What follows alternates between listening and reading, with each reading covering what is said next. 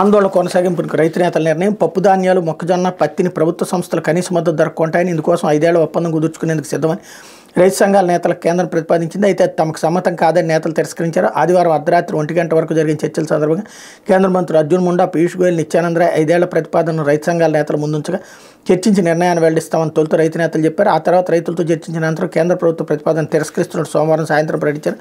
అది రైతుల ప్రయోజనాలకు అనుగుణంగా లేదని చెప్పారు. రైతులతో పాటు మా 2 వేదికల్లో చర్చించాం. అందులో కేంద్రం ప్రతిపాదన రైతులకు ప్రయోజనకరంగా లేదని అభిప్రాయం వ్యక్తమైంది. అందుకే ఆ ప్రతిపాదన తిరస్కరిస్తున్నామని జగదీష్ సింగ్ దల్లేవాల్ వెల్లడించారు.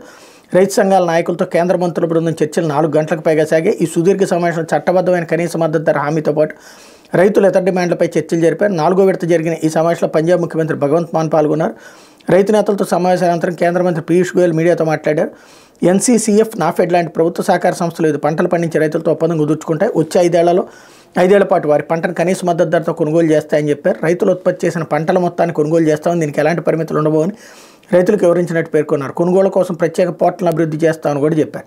అయితే కేంద్రంతో చర్చలు విఫలమైన నేపథ్యంలో ఈ నెల 21వ తేదీన ఉదయం 11 గంటలకు ఢిల్లీకి చేరుకుంటామని, శాంతియుతంగా ఆందోళన నిర్వహిస్తామని రైతు నేత శర్వాన్ సింగ్ పందేర్ తెలిపారు. కేంద్ర ప్రతిపాదన తిరస్కరించిన అనంతరం ఆయన మాట్లాడారు. తమ సమస్యలైనా పరిష్కరించాలి, లేదంటే ఢిల్లీకి వెళ్లేందుకు వీలుగా బ్యారికేడ్లను తొలగించాలని డిమాండ్ చేశారు. మరోవైపు ఈ నెల 23వ తేదీన ఢిల్లీకి మార్చి నిర్వహిస్తామని నోయిడా, గ్రేటర్ నోయిడా రైతులు తెలిపారు. భూసేకరణకు అధిక పరిహారం, అభివృద్ధి చేసిన ప్లాట్ల అప్పగింతపై ఈ మార్చి నిర్వహించనున్నట్టు వెల్లడించారన్నటువంటి వార్తని హైలైట్ చేశారు. ఇకపోతే జై శ్రీరామ్ జెండా